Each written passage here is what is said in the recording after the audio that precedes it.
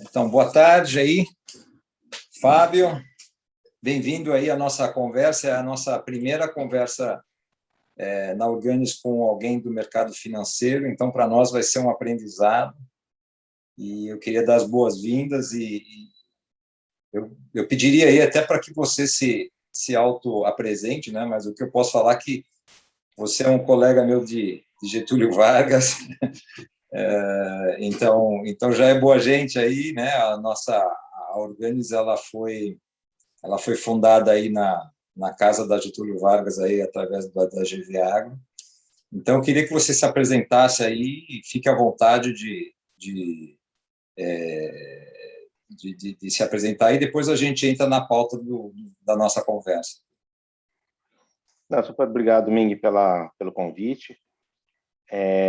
Acho interessante que você me apresentou como sendo a primeira conversa com o mercado financeiro, porque, de fato, durante décadas, o mercado financeiro vivia numa dimensão e o mundo da sustentabilidade em outro. É como se fossem mundos distintos com um muro no meio que não se comunicavam.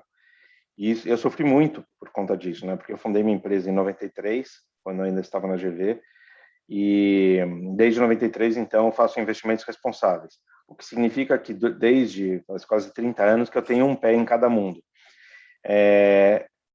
E era muito difícil, porque quando eu ia para o mundo financeiro, as pessoas costumavam estereotipar aqueles que trabalhavam na sustentabilidade ou as pessoas mais ligadas ao meio ambiente, ao lado social, como se fossem assuntos ideológicos, como se as pessoas, enfim, não estivessem trabalhando em prol do desenvolvimento de nada, são abraçadores de árvore, e o mercado financeiro, enfim, tinha que sustentar entre esses aspas folgados, é assim que eles imaginavam.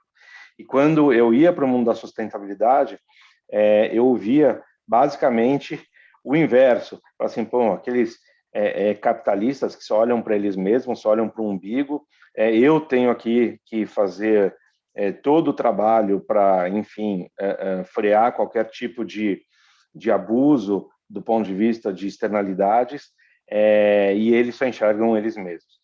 Então, era muito difícil, não estou falando que eu estava sozinho, mas era muito pouca gente que transitava em ambos os mundos, e toda vez que eu pulava de um muro para o outro, pulava um muro de um mundo para o outro, eu sofria algum tipo de agressão. Em um deles, eu era o comunista, petista, psolista, todos os istas que você podia imaginar, e quando eu ia para o outro mundo, era o capitalista que, enfim, está zero preocupado com as coisas. Então, que bom que essas aproximações têm ocorrido nos últimos poucos anos e eu tenho certeza que serão, enfim, cada vez mais próximos esses mundos, mesmo porque existe uma interdependência nítida para que ambas as agendas elas precisam se encontrar para que haja um desenvolvimento responsável. Obrigado aí. Acho que a gente também divide histórias em comum, porque quando eu comecei no setor orgânico também, eu vindo da área da administração financeira, administração de empresas, né? Eu comecei isso lá na Federação das Indústrias do Estado do Paraná, e o mundo dos orgânicos é muito de agrônomos, de produtores, né? Então as pessoas também viam essas duas visões que você acabou de falar, ou seu esquerdista ou seu capitalista, né? Era mais ou menos semelhante. Eu entendo isso. Mas vamos falar um pouco sobre o assunto que são o mundo ESG, né? Eu queria começar com te perguntando, né, se você pudesse dar uma ideia da grandeza do ESG global, a grandeza do ESG nacional do Brasil, né? E se existe alguma regulamentação, né? Como é que uma empresa se intitula ESG, como é que vocês, como uma gestora de fundos, avaliam para se tomar uma decisão de investir em uma empresa assim? Então, se você pudesse dar esse contexto, ajudaria a gente a entender. Então, Eng, essa pergunta, apesar de parecer simples, ela é bastante complexa, né? Porque Vamos por parte primeiro. Qual que é o tamanho do fundo global ESG? Então, essa que é a parte mais complicada, porque quando você vai definir o tamanho de alguma coisa, você precisa definir o que é essa coisa, né? Então, para você estabelecer qual o tamanho do mundo ESG, você precisa definir o que seja ESG. E a compreensão sobre ESG, ela é muito distinta entre as pessoas deste segmento. E tudo bem, né? Faz parte da complexidade do assunto. Tem alguns mais avançados, outros atrasados, mas também tem os oportunistas que se auto-intitulam como sustentáveis, green, ESG, enfim, o nome que o valha, para poderem, enfim, receber recursos, etc. Então, como até muito pouco tempo atrás, e eu já vou explicar essa parte, não existia uma regulação que pudesse qualificar quem de fato é ou não é, e pelo fato de ser autodeclaratório, é muito complicado você estabelecer um tamanho. E justamente esse abuso que existiu de pessoas, né, ou fundos que se autodeclaravam como sustentáveis, SG, etc., quando de fato não eram, levou a União Europeia a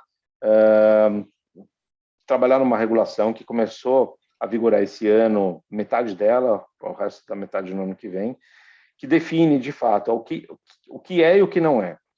E para definir o que é e o que não é fácil, né? Uma regulação de umas 600 páginas, mas que, a partir disso, muitos fundos perderam o direito de ter a etiqueta, né, o label ESG ou Sustainable Green no seu nome. Então, esse é um processo de, vamos dizer, limpeza que está em curso neste momento na Europa, tende a ser ainda mais relevante. Então, a gente consegue, talvez, no ano que vem, responder essa sua pergunta para o mercado europeu. Para o resto do mundo, ainda não é possível, porque, enfim, seria relativamente fácil dizer quem se auto-intitula, mas isso não quer dizer que exista essência lá dentro. Só para você ter uma ideia de magnitude desse problema, no ano de 2020, em diferentes regiões do mundo, o mercado ESG cresceu entre 20% e 40%, né? Então, América, Oceania e etc., Ásia, tudo entre 20% e 40%. A única região que decresceu foi a Europa. A Europa perdeu 20% dos ativos que eram ESG e deixaram de ser. E aí você pensa, poxa, como assim o europeu deixou de investir em ESG? Não. De fato, o que aconteceu é que a nova regulação levou as empresas ou os fundos a perderem o direito de se autodeclararem como ESG. Então, é bem difícil te responder essa pergunta, que deveria ser fácil. Mas eu vou te dar algumas pistas, tá? Em dezembro de 2020, nós fomos cofundadores de um movimento chamado Net Zero Asset Managers. O que é esse movimento? É um movimento que começou com 30 gestoras, sendo nós os únicos latino-americanos, mas 29 outros grandes globais, que se comprometem a descarbonizarem seus portfólios. Ou seja, eu suponho, né, que um fundo que se compromete a descarbonizar seus portfólios, no mínimo, está levando a agenda climática a sério. Não sei se outras agendas estão sendo levadas a sério ou não, mas, enfim, o fundo vai se colocar amarras, né? Bom, eu não posso investir em determinadas empresas, vou ter que pressionar companhias para reduzir suas emissões, etc. E isso leva, para mim, pelo menos uma percepção de que sejam fundos engajados. Neste movimento, hoje, já tem 43 trilhões de dólares. Então, certamente, o mundo ESG é maior do que 43 trilhões de dólares. Então, só como dar uma referência. No Brasil, é desprezível ainda o número. Essa regulação na Europa que você está dizendo seria como se fosse no Brasil uma Anbima fazer uma classificação desses fundos e aí tirar aqueles que são os greenwashing e aí ficarem só os que realmente se encaixarem dentro de uma regulação, é isso? Sim, inclusive a Ambima está trabalhando nisso, e a Ambima está em uma consulta pública neste momento para poder, enfim, se adequar a essa questão. Mas, em geral, as regulações da Ambima também são autodeclaratórias, né? Então, um fundo se autodenomina A, B ou C. Claro que ele precisa ter algumas determinadas características, mas ele tem uma escolha do gestor, a maneira que ele vai se colocar. Na Europa é um pouco diferente. Ela precisa cumprir um monte de critérios objetivos, e cada empresa ou segmento ele acaba sendo julgado. Então você precisa ter X% de ativos de uma determinada maneira para você ter o direito de se autodeclarar como SG. Mas a tendência eu acho que é essa. Não, a classificação de ESG, por exemplo, na Europa, ou que está sendo em consulta pública agora no Brasil, ele traz algum benefício, vamos dizer, tributário para o fundo, ou é simplesmente um label que vai carimbar ela e é mais uma questão de definição? Ou tem algum benefício tributário, alguma coisa assim? Não? Tributário não, mas existe um benefício claro que as pessoas físicas, os investidores individuais, eles têm uma dificuldade muito grande de entenderem o que de fato são os produtos que eles compram, os produtos financeiros que eles compram. Então, existe uma série de casos de pessoas que investiam num fundo que se autodeclarava como sustentável e que de fato não era, e que depois a pessoa ia descobrir, poxa, eu estou financiando determinadas atividades que eu sou completamente contrário a elas, e isso precisava então ser regulamentado. Como existe também uma tendência muito grande dos investidores institucionais alocarem recursos para fundos ESG, então muitos investidores, muitos fundos quiseram ter esse rótulo para poderem receber esses recursos. Mas isso está sendo, enfim, está num processo de limpeza. Mas eu não acho que seja algo muito fácil. Sim. Eu vou entrar agora um pouco no nosso segmento, que é o segmento de orgânicos, né? E essa é uma das razões da gente ter convidado você para falar. Você falou agora de alguns números gerais, por falta de definição do conceito de ESG, mas nós passamos por esse processo, né? O segmento de orgânicos ele começou o processo da regulação a partir de meados de 99 nos Estados Unidos, né, pelo USDA.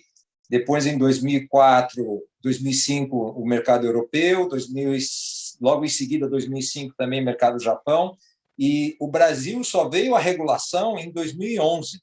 Né? Então, nós também passamos por esse processo, onde até 2011, você perguntava o que é produto orgânico? Não tem agrotóxico.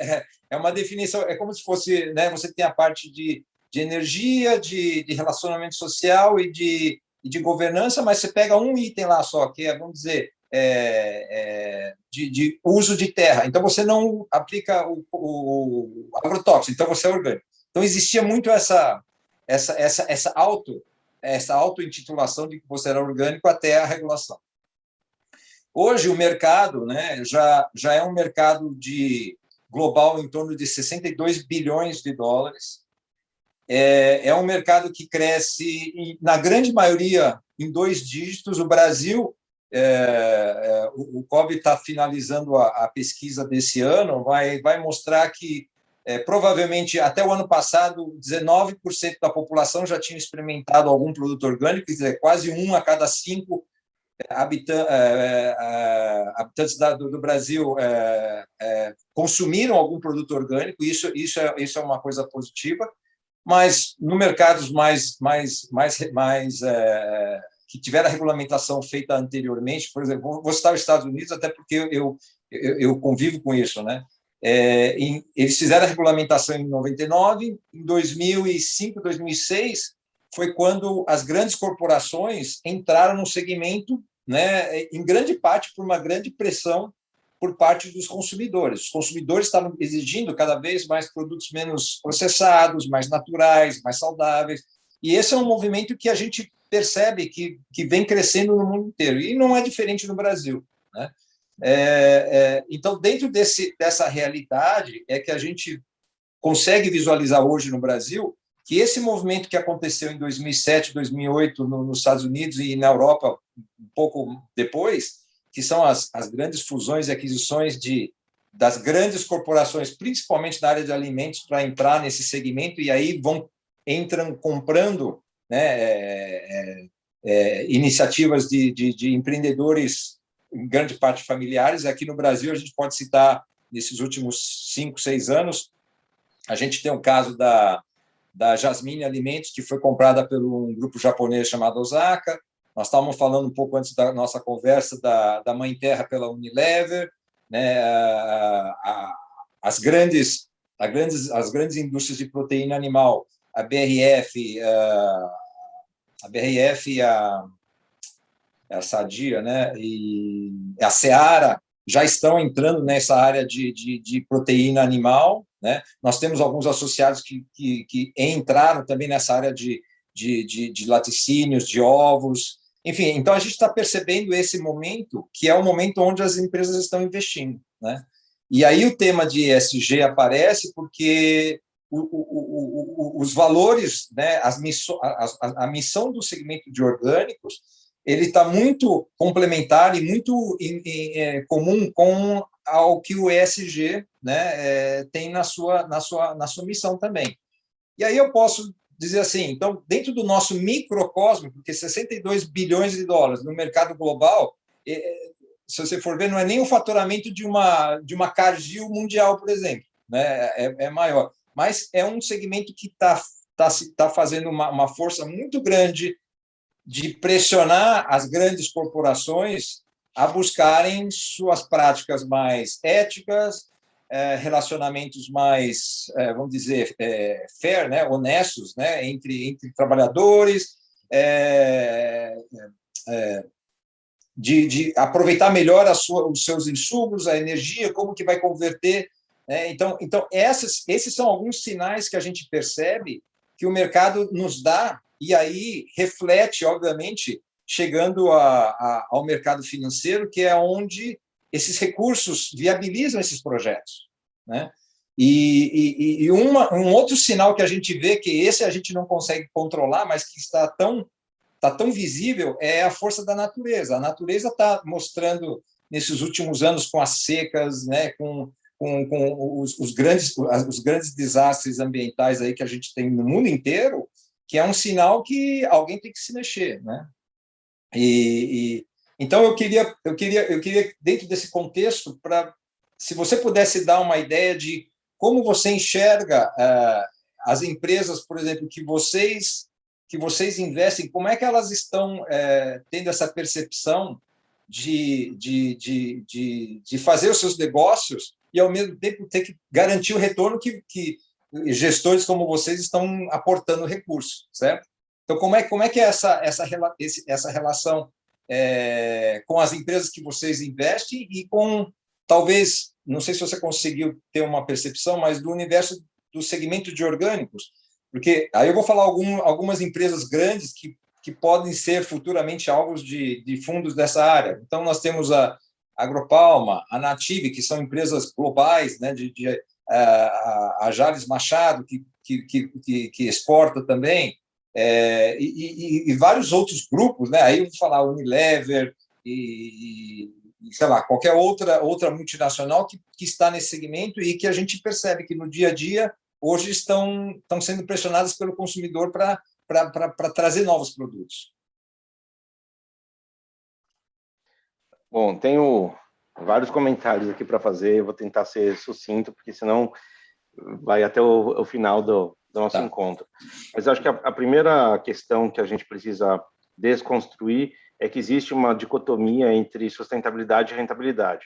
E essa é uma percepção muito comum para os empresários brasileiros que se recusam a entrar no caminho da sustentabilidade ou da responsabilidade, achando que, ao optar por esse caminho, eles acabam abrindo mão de retorno, quando, na verdade, é o contrário, né? Então, existe já uma série de trabalhos acadêmicos que mostram que empresas que escolhem o caminho da sustentabilidade acabam aumentando seus resultados, seja porque desenvolvem uma relação, enfim, mais estável com seus fornecedores, seja porque olham para os seus colaboradores de uma outra maneira e que com isso os colaboradores, enfim, acabam gerando mais retorno, mais produtividade, menos turnover, capacidade de atração de talentos e retenção de talentos, seja porque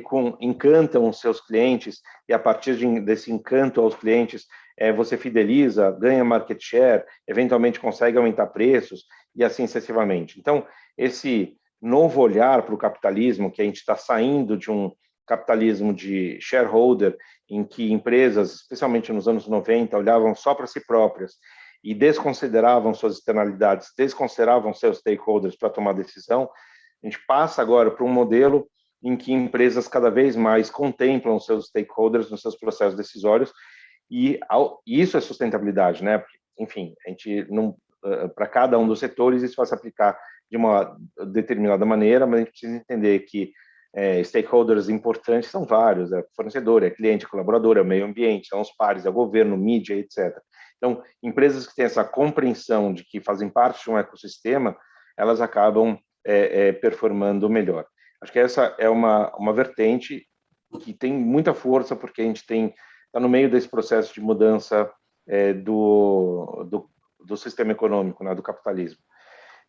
O segundo ponto que eu acho que é relevante também, que é uma tendência, é as empresas começarem a entender suas responsabilidades dentro de uma cadeia. Até muito pouco tempo atrás, as empresas entendiam que elas eram responsáveis até o produto sair do portão da fábrica. A partir daí, é responsabilidade de alguém. Então, você colocou aqui alguns nomes, por exemplo, Unilever, eu vou colocar aqui um exemplo hipotético.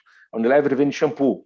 E aí, a compreensão da Unilever, por mais responsável que ela fosse, a compreensão era a seguinte: olha, eu preciso fabricar esse shampoo da maneira mais responsável possível, e a partir do momento que eu entrego, o shampoo cruza a porta da minha fábrica, já não é mais problema meu, é problema do atacadista, do varejista, de quem quer que seja, mas não meu. E aí as empresas agora começam a entender que elas fazem parte de uma cadeia, e se a embalagem de shampoo da Unilever está boiando ali no oceano, a responsabilidade não é do Fábio que jogou, a responsabilidade é da Unilever, e até o shampoo chegar no Fábio que jogou no oceano, ele passou pelo distribuidor, depois para o varejista, depois para o Fábio, e depois chegou de algum jeito no mar. A Unilever precisa conhecer o Fábio, e precisa educar o Fábio, e precisa ter um mecanismo para capturar essa embalagem, seja para ela retornar para a reciclagem, ou seja para o Fábio jogar, enfim, fora, né, que não existe fora, da maneira adequada. Então, quando a gente pensa do ponto de vista orgânico, eu acho que do mundo orgânico, eu acho que é exatamente a mesma coisa, né? Quando a gente pensa no orgânico, não é só uma questão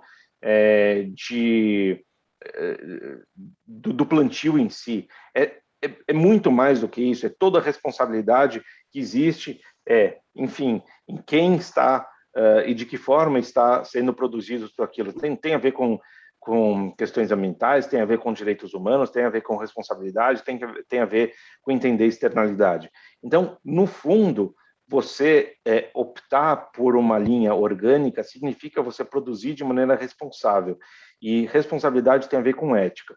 E eu acho que nessa mudança de capitalismo que a gente está vivendo, cada vez mais empresas tendem para o lado ético e cada vez mais consumidores tendem a consumir de maneira ética, especialmente os da nova geração.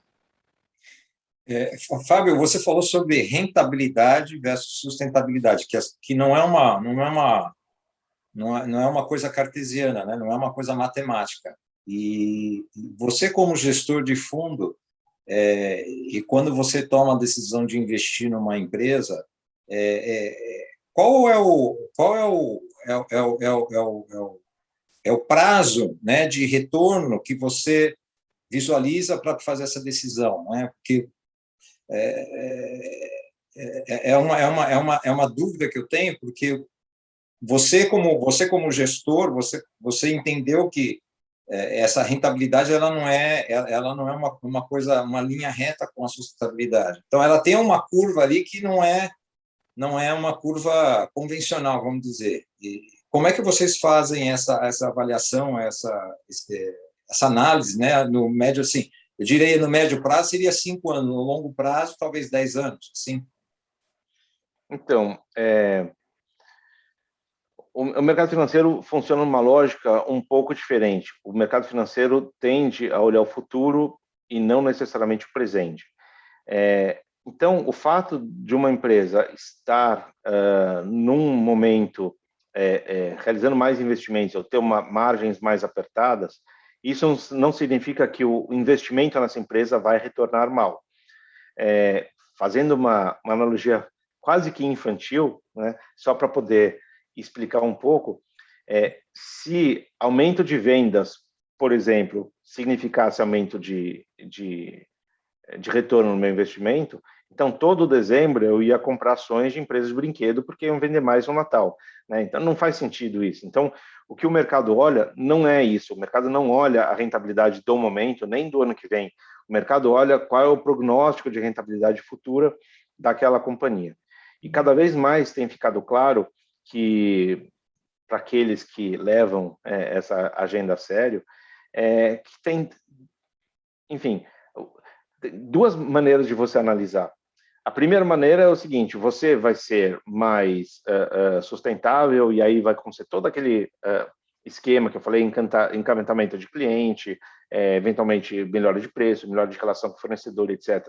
Isso vai te garantir melhores retornos no futuro. Essa é uma ótica. E aí tem a ótica oposta.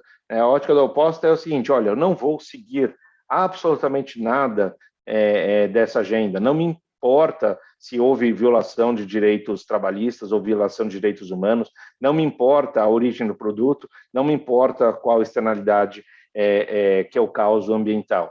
Essa é outra ótica.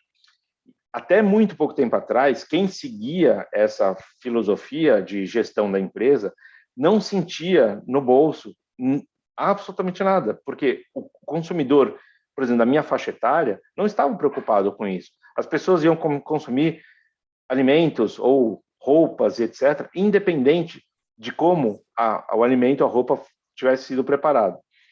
As pessoas, por exemplo, da nova geração, da geração Z, querem saber se o cosmético, por exemplo, foi testado em animais. A crueldade animal é um fator importante para a compra do cosmético. Querem saber a pegada de carbono ou pegada hídrica de um produto. Querem saber se houve violação de direitos humanos na fabricação daquele produto. Então, cada vez mais, esse consumidor está mais atento a essas questões. O que significa que as empresas que não se atentarem a esses pontos vão perder consumidores, vão perder venda, vão perder margem, vão ter que, enfim, vão ser atropeladas pelas outras.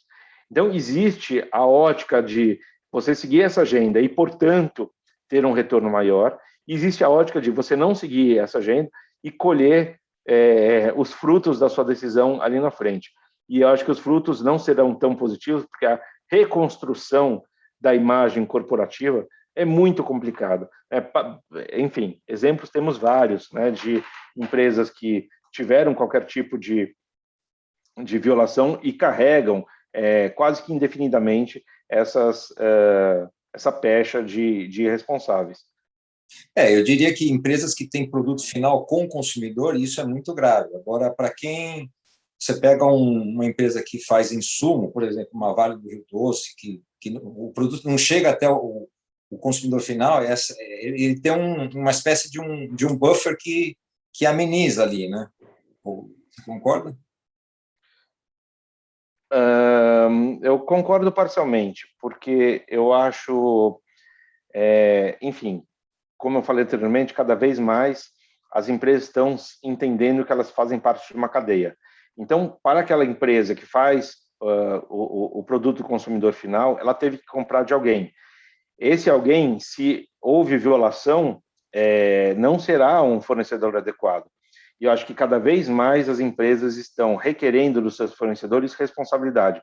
Algumas vão para o lado ambiental, outras vão para o lado social, outras vão para ambos, mas é muito normal que, aliás, temos exemplos recentes aqui que todos acompanharam. Depois do evento horroroso, catastrófico que aconteceu no Carrefour, com o assassinato do Beto Freitas, o Carrefour já deixou claro para todos os fornecedores que, se houver qualquer tipo de atitude racista de seus fornecedores, serão descredenciados. Isso força todos os fornecedores a terem políticas muito claras para poderem fornecer para o Carrefour. A Gerdau está fazendo a mesma coisa, e assim sucessivamente. Então, eu acho que cada vez mais isso passa, é mais evidente no B2C, mas no B2B também. Então, eu invisto, por exemplo, na Renner, né? Todos vocês certamente conhecem. Uma das razões pelas quais eu invisto na Renner é porque a Renner tem total ciência de que no setor têxtil existe uma incidência muito grande de trabalho infantil, a trabalho análogo à escravidão, especialmente em terceirizados e quarteirizados, e mais comumente no Sudeste Asiático ou em outros países da América Latina. A Renner audita todos os fornecedores, diretamente ou indiretamente. Então, essa é uma política que me dá conforto em ser investidor da Renner. Ela entende qual é ela não vai querer promover empresas ou estar ligada a empresas que não respeitem direitos humanos. Então, eu acho que, enfim, os fornecedores da Renner são B2B, eles estão cada vez mais forçados a terem boas práticas. Então, eu acho que isso é algo que está no início, óbvio, mas está se alastrando. Só um minutinho. Existe uma forma prática de você... Existem fundos disponíveis, existem pessoas que usariam bem esses fundos e existem pessoas interessadas em comprar os produtos. Existe uma forma, assim, de educar, digamos assim, os produtores orgânicos, a usar esses fundos, assim, que muitos deles não sabem como realizar projetos que sejam adequados para essas empresas financeiras. Existe alguma forma de criar uma cartilha, ou divulgar, assim, entre as pessoas? Você acha que é possível existir alguma atividade educativa simples que essas pessoas possam ter uma introdução a esse mercado? São pessoas que não... O máximo que eles conhecem é o gerente do banco, né? Uhum.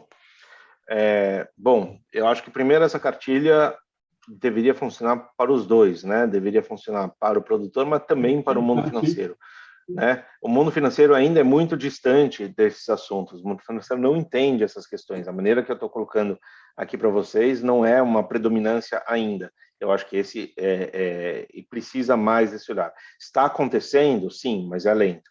Segundo, que a gente tem um agravante, que o Brasil tem um setor financeiro extremamente concentrado. Então, tivéssemos nós nos Estados Unidos, são, sei lá, 5 mil bancos. Então, a livre concorrência sempre vai levar alguém a explorar um determinado nicho. E aí sempre vão ter bancos em algumas regiões que falam, opa, peraí, está aqui um nicho interessante dos orgânicos, sustentabilidade, que ninguém está olhando para isso, eu vou tomar esse mercado. Então, num país em que tenha um mundo financeiro, né, mais disperso, seria mais fácil ter essa transformação. Aqui, basicamente, a gente depende de 5 pessoas, 5 bancos. Então, as transformações são mais lentas, né, na medida que não tem ninguém precisando deste mercado. Mas eu acho que as coisas estão acontecendo. Eu acho que existe, talvez, uma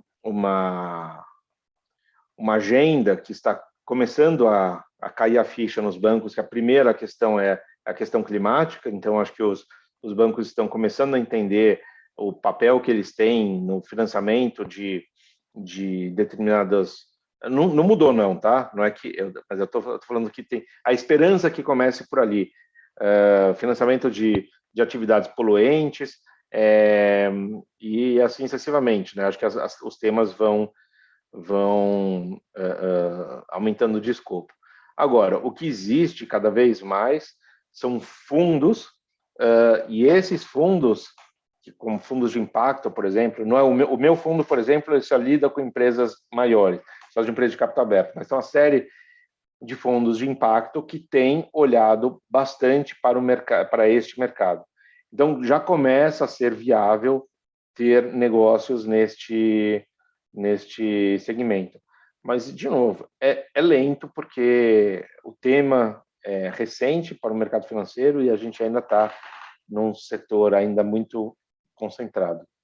Mas o Brasil não pode, só desculpe, o produtor brasileiro não pode pular esse Brasil e se candidatar direto da União Europeia, com os fundos da União Europeia, dos Estados Unidos? Como que funciona isso?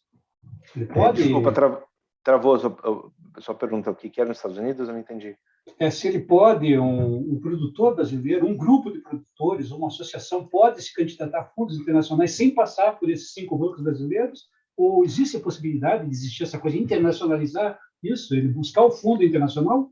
Então, existe, não tem nada contra isso. Tem uma questão só, assim, primeiro, infelizmente, o Brasil não está no mapa dos investidores estrangeiros neste momento, por, enfim, razões que conhecemos.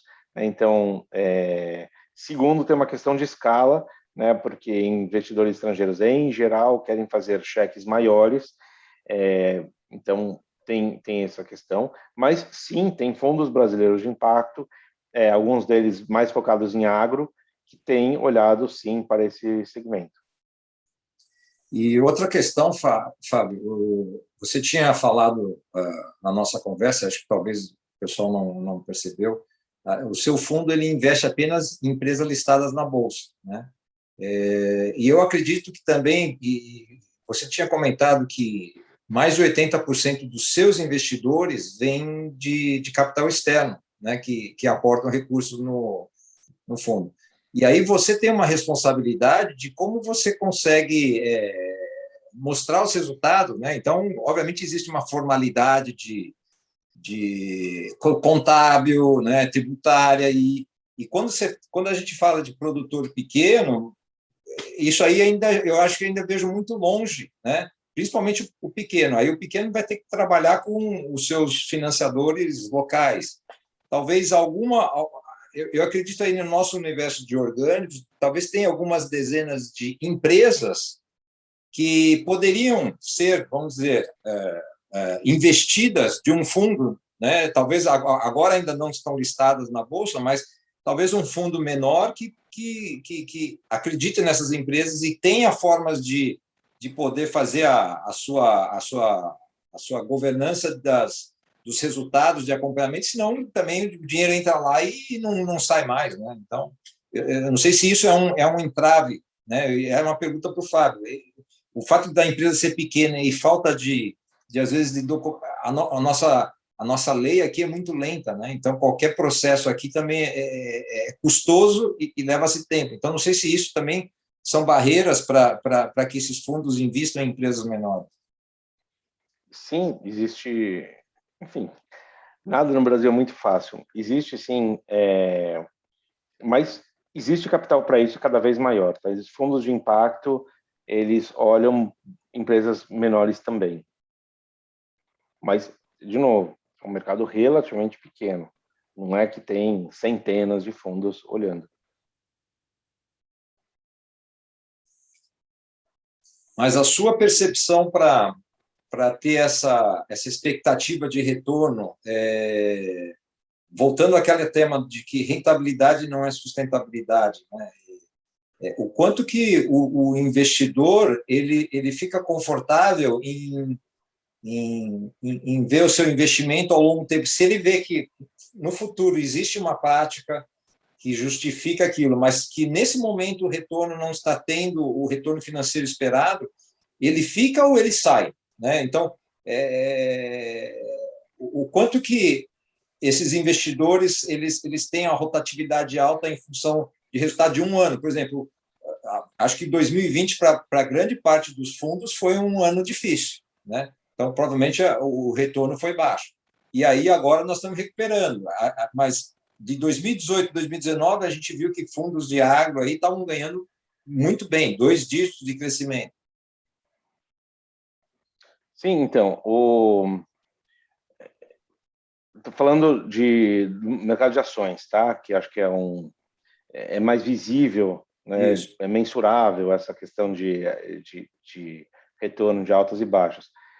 O ano não é tão relevante desde que não seja uma surpresa. Então, se os investidores estão esperando que a empresa tenha um retorno baixo ou negativo, e esse retorno vier baixo ou negativo, as ações não vão cair pelo retorno ser baixo ou negativo. E pode ser o contrário, pode ser que os investidores estejam esperando que a rentabilidade daquela empresa seja 20% num determinado ano. Se ela for 16, as ações vão cair, apesar de ter sido 16, né? Então, tudo tem a ver com a expectativa que foi criada em relação àquela empresa. Então, o fato da empresa estar num ramp-up de rentabilidade, em que ela vai ter 1, 2, 3, 5 anos com um retorno menor e depois o retorno vai crescer, é totalmente compreensível pelo mercado. Esses anos de retorno menor não vão impactar o preço das ações, desde que isso seja já esperado. O que o mercado realmente vai punir são aquelas empresas em que esperava-se um retorno positivo e esse retorno não veio. Aí haverá, vamos dizer, a punição, e a punição é a queda do preço da ação. Como que você vê a perspectiva aí da economia brasileira para o ano que vem aí? Qual que é seu viés? É neutro, pessimista ou otimista? É mais fácil você me perguntar a previsão do tempo, né? Acho que tem mais chance de acertar a previsão do tempo do que a previsão econômica no Brasil. Enfim, tem muitas questões ali que a gente precisa levar em consideração, não só internas como externas também. Internas tem, enfim, ruído político, tem eleição, tem uma inflação, tem uma série de questões aí que a gente precisa levar em consideração, mas também tem questões no mundo de aumento de preço de commodities, que tem seus reflexos aqui, tem aumento de inflação fora também, tem desaceleração da China. Então, diria que a gente está num momento que é bastante difícil ter uma previsão certeira. Deixa eu voltar aqui num ponto, Fábio. Você diz que sobre resultados esperados, tá? Isso foi do ponto de vista financeiro. E dos resultados esperados do ponto de vista ambiental, social e de governança, né? Imagino que isso também entra na conta, né? Sim, eu acho que cada vez mais as empresas são demandadas a serem transparentes em relação a essas questões. De novo, no Brasil ainda são poucos os que cobram com rigor avanços nessa agenda. E existe muito greenwashing também, então muitas empresas fazem promessas vazias e ludibriam o mercado.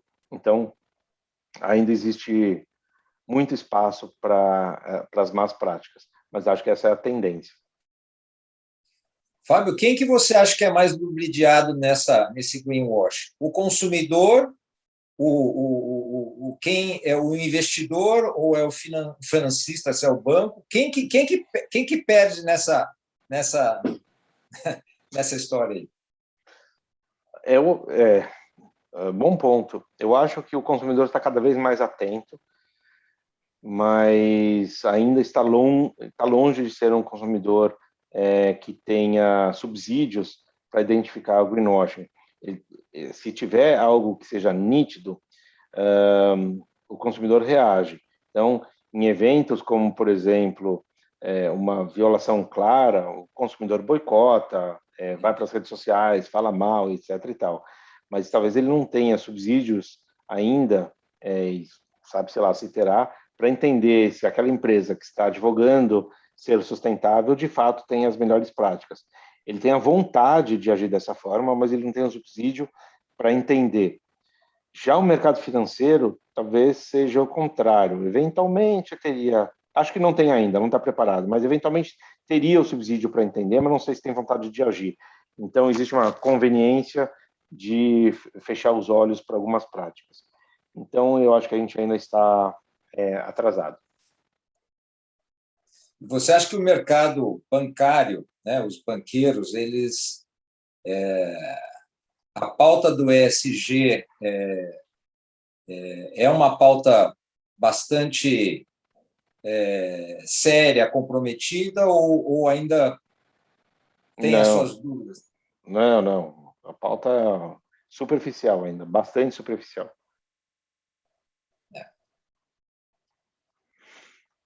Ainda é muito, quando existe, ainda é muito focada na temática da emissão de gás de efeito estufa, empoderamento feminino no lado social, não é ainda uma pauta... Crédito de carbono também é uma outra questão que todo mundo usa bastante, né? Neutralizar o carbono. Sim. Então, esse é o principal assunto que o mercado, um dos principais assuntos que o mercado fala, que é a pegada de carbono e mulheres em cargos de liderança, né, que é a equidade de gênero, mas despreza biodiversidade, despreza água, despreza um monte de outras questões. E isso você enxerga que seja uma pauta muito mais de uma pessoa, de um dirigente lá em cima, ou é uma Não, coletiva. É coletiva. Coletiva. Mas se houvesse... Mas acho que é falta de maturidade no mercado por enquanto, né? Eu acho que o mercado, ele, enfim, começou a debater essas questões muito recentemente. E são questões complexas, são questões amplas, então ainda existe muita imaturidade. Mas essa maturidade ela vai vir a partir de uma cabeça lá em cima para baixo, ou você acha que ela pode emergir aí do seu meio? Eu acho que essa maturidade ela vai vir com a mudança geracional, né? Então, as pessoas da geração Z, que já vêm com esses valores mais claros e definidos, no momento que elas tiverem, enfim, avançarem nas suas carreiras, forem líderes empresariais, etc., eu acho que aí a gente vai ter uma mudança de fato. Por enquanto, acho que a gente vai ver, enfim, a cultura corporativa melhorando aqui, ali, mas vai ser uma questão, vai ser mais pontual do que algo transformacional. Você é um baby boomer, né? Sim. Então, eu não tenho muitas características da minha geração, mas na minha geração não predomina essa questão de consciência nem social nem ambiental. Então, os meus filhos são geração A, alfa, né, que se fala agora, alfa.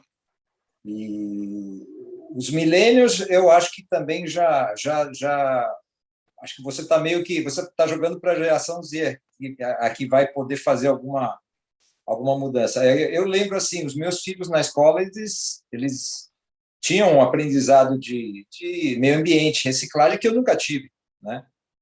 E é um processo que eu concordo também que vai levar alguns anos, mas isso é um pouco frustrante, né, para o mercado financeiro, que é muito mais imediatista, né, que é onde a gente vive, né? Você acha que isso vai conseguir ser levado aí? Você ainda que está focado nesse mercado ESG e aí só de empresas abertas, isso aí não é um obstáculo? Eu acho que leva um tempo. Essa maturidade é cansativo, né? Porque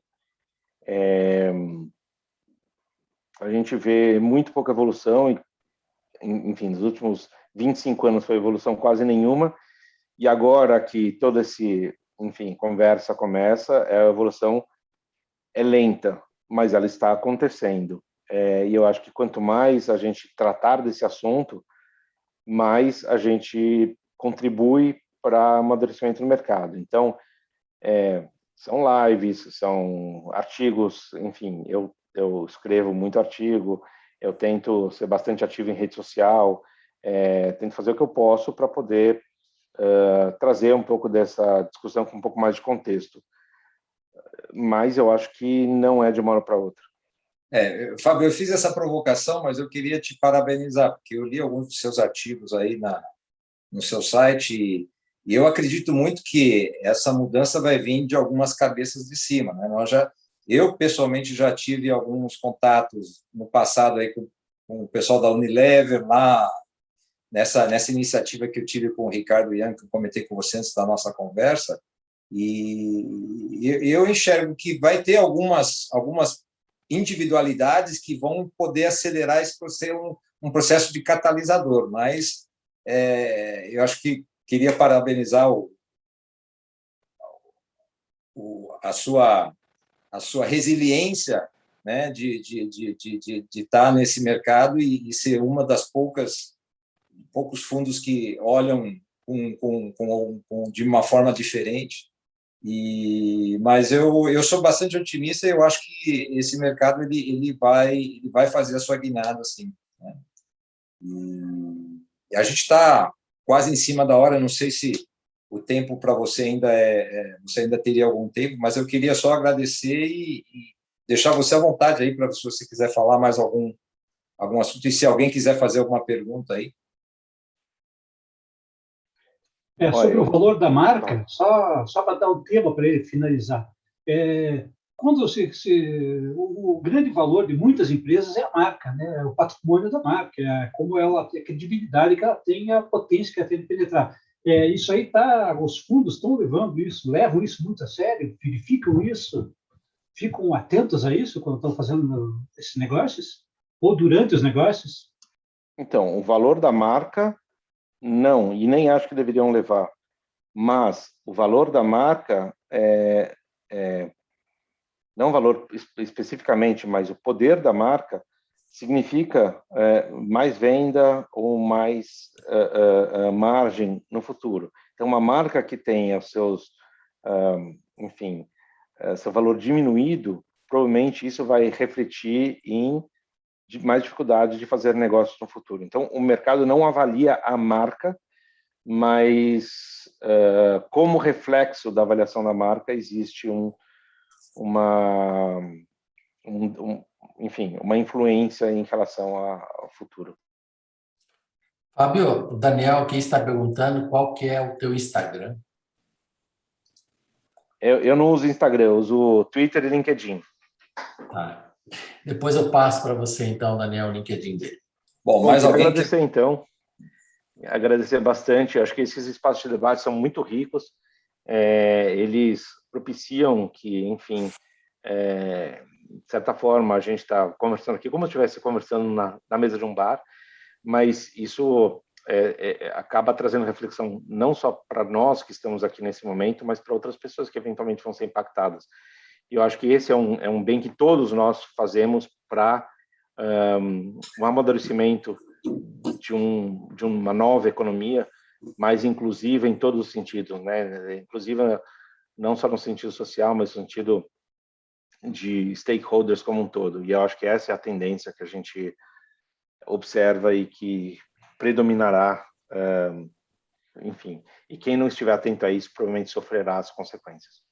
Sim. Eu também quero agradecer, porque esse convite partiu de mim e o Fábio respondeu rapidamente, com toda a boa vontade de participar aqui. E também agradeço aí a presença de todos, né, e o Ming que fez essa mediação, até porque o Ming tem muita experiência nesse mercado financeiro. Tá? Pouca experiência, mas... Agora tem mais experiência no orgânico. Agora estou aprendendo mais. Eu digo que eu aprendi bastante agora com o Fábio falando a realidade, porque a gente lê muito, né? Isso. Mas eu acho que como primeira conversa nossa com uma pessoa do mercado financeiro, acho que foi bastante produtivo. Para mim foi um aprendizado aí. Eu agradeço o Fábio, e essa conversa vai ficar disponível aí no Organis, né, Fábio? É isso que eu entendi. No nosso canal, né, a gente tem ali o nosso canal do YouTube. Inscrevam-se lá, sempre tem vídeos novos, as nossas lives que toda semana fazemos no Instagram, toda quinta-feira, menos hoje, né, às 17h30, trazendo sempre pontos de vista diferentes. E eu concordo com o Fábio também de que a gente tem que fazer a nossa conversa, né, e quanto mais informal e mais realista ela é, mais sincera ela é, e acho que isso é o que conta, e as pessoas conseguem interpretar a partir dali a nossa mensagem. Então, acho que esse é um trabalho que COB vem fazendo aí, e eu fico honrado em poder participar e fico à disposição aí para quando quiser precisar fazer outras conversas. E quando sair a pesquisa, acho que podia mandar uma cópia para o Fábio, né? Para ele poder acompanhar também. Eu adoraria. Com certeza.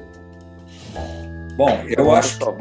Obrigado. Então, Fábio, eu vou deixar aqui aberto, eu vou só parar a gravação, e aí quem quiser ficar aqui para tomar um happy hour